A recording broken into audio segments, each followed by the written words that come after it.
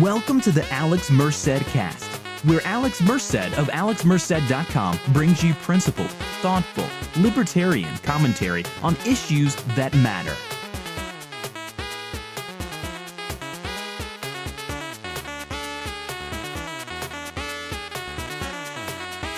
Hey everybody, this is Alex Merced from AlexMerced.com, and you're listening to an episode of the Alex Merced Cast. This episode will actually double up not as only an episode of the Alex Merced Cast, but also my other podcast, the Bitcoin Blockchain Crypto Podcast. The reason being is that I'm going to be answering a Bitcoin blockchain related question, and this is a question that I got from a recent episode of the Contra Krugman podcast, which is a great weekly podcast with Tom Woods and Robert Murphy, where they basically tear apart the economics of Paul Krugman in his New York Times column. So I highly recommend subscribing to it if you don't already do. And also, if you guys enjoy my show and you want to see me do more regular content and more varieties of content and other things in the libertarian sphere, head over to patreon.com/AlexMerced. Become a patron. It's very appreciated. You can also find ways to make one-time donations with cash and cryptocurrency over there at donate.alexmerced.com. But the question that we're asking is, Krugman was criticizing whether Bitcoin actually, or blockchain in general, solves a problem. And it does. Okay? Now, what I do think, and I do agree with a lot of blockchain skeptics, is that a lot of people in the blockchain space try to use blockchain as a solution for all problems. Try to basically constantly try to find ways for a blockchain to be a solution to a place where there really wasn't a problem to begin with. Now, what does a blockchain do? A blockchain basically does three things. And if basically you have a situation where these three things are of value, you have a useful thing for a blockchain. Okay?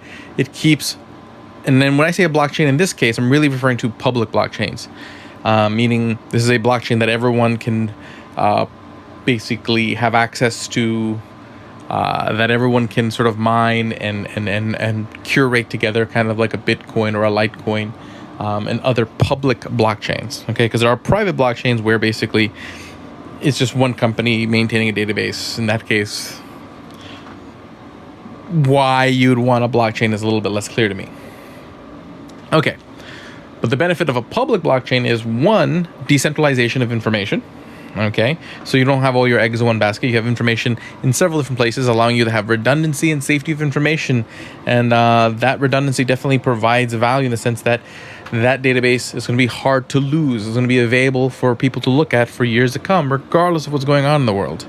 Okay, so basically you'll be able to see all Bitcoin may become more popular or less popular, but Bitcoin will exist and will ever, unless literally everybody just stopped basically mining Bitcoin, which is very unlikely, you'll always have a Bitcoin and you'll have access to the information on Bitcoin transactions. And yes, you do hear sirens in back of me. I do live in Brooklyn, which can be a little bit noisy. But it also provides integrity due to the way blockchains are verify transactions, basically by saying, hey, everybody can help curate the blockchain, commit transactions to the ledger that is the blockchain. Basically, you have high levels of integrity of the data. So basically, when you see that Bob sent money to Steve, you know that actually happened. Okay, that address sent a transaction to this address. Okay, so again, you got decentralization of information, you got integrity of information. So you got the redundancy, but you got the redundancy with integrity, because oftentimes in real life, having redundancies can be very difficult, because when you start making backups and backups and backups of something, people forget if they've updated all the backups, and then some backups are slightly different than other backups. Here you have a backup everywhere and they all match. So that's pretty cool. Okay, so integrity, and you have transparency. Okay, that record is a record that everyone can see. That is available to everyone. Sometimes not the easiest thing to read, but it is available. Okay, and some blockchains are trying to mitigate that to an extent to make it more private, but that's, for those who want that, that's solving a different problem. But to me, anything that could benefit from those three is useful, and I think payment systems are a thing that benefit from all three. Being able to have a public record of payments set back and forth, that is that's decentralized is the benefit, because then you don't have manipulation. Now, again, people always compare this like, okay, is the average American can suddenly start using Bitcoin and Litecoin to pay for things? Probably not, because the U.S., regardless of what my criticisms as a libertarian are, many libertarians' criticisms are, the U.S. is still one of the most stable nations in the planet, with one of the most stable institutions, regardless of all the headwinds and fears and potential challenges that the U.S. has. Compared to a lot of other places, it's a lot better off. So people have faith, still quite a bit of faith relative to other currencies in the U.S. dollar. But there are other countries that, like in Central America and Africa and places like that, where the governments are really just basically borderline collapsing. So in that case, their local currencies have very little value, retain little value, making it hard for people to just get by. So basically, the lack of faith in their government, the lack of stability in their government, really affects their ability to economically develop. Now, cryptocurrency, okay, and through public blockchains, really provides an ability to have sort of a more stable unit of exchange that can allow these economies to develop regardless of how stable their government is. So allows places in the world to develop, to not have basically the stability of their government be what holds them back. Not their government is no longer the central point that determines whether their society can survive, because they can keep track of their ability to transfer wealth between each other through a public blockchain. So you have a public record that is incorruptible, so you don't have to worry about a corrupt government manipulating that record, because it's not manipulatable.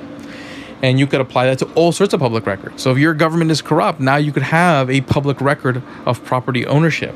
You could have a public record of transfers of all sorts of other assets other than just money. Okay? And this is super beneficial. This is super game-changing to economies that don't necessarily have the strongest property rights institutions, because their governments are overly corrupt. Okay, so to me, that's where blockchain really, really solves a problem. And places like Bitcoin are already helping countries develop in ways that they weren't able to develop before. It allows them to be able to not have to wait for their government to get stuff together, for their country to develop the infrastructure for a stronger economy. You can now overlay this sort of parallel institution of blockchains to kind of supplant a lot of that. And to me, that's very exciting, because this creates societal institutions that don't necessarily, again, rely on political stability, which will create stability outside of politics. Okay, and as that happens, those societies will become more resilient over time. And as many of the challenges in the U.S.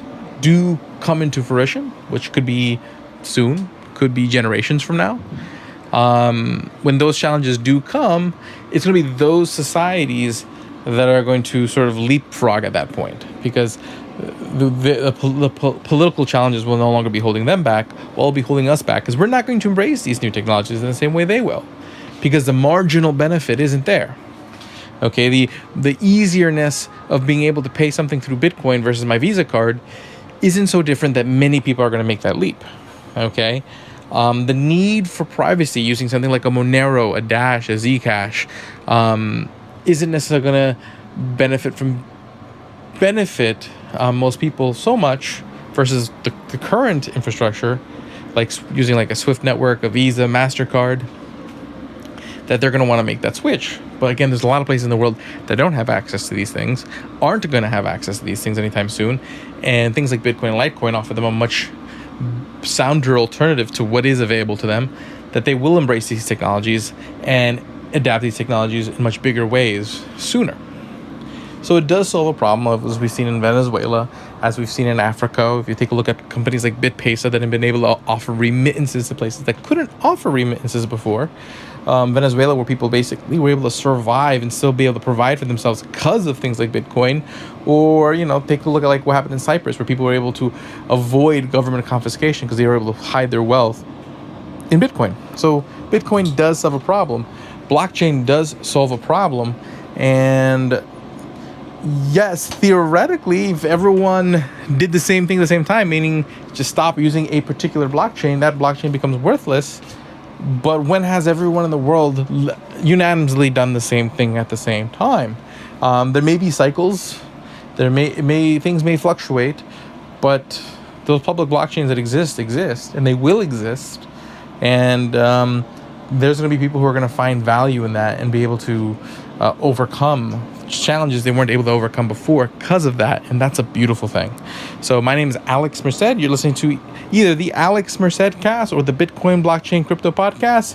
If you're listening to one but you're not subscribed to the other, please subscribe to both. Again, you can always contribute over there at donate.alexmerced.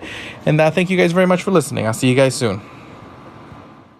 Thank you for listening to the Alex Merced Cast. Learn more at alexmerced.com, libertarian101.com, and libertarianwingmedia.com. Follow Alex Merced on Twitter, Instagram, and Facebook.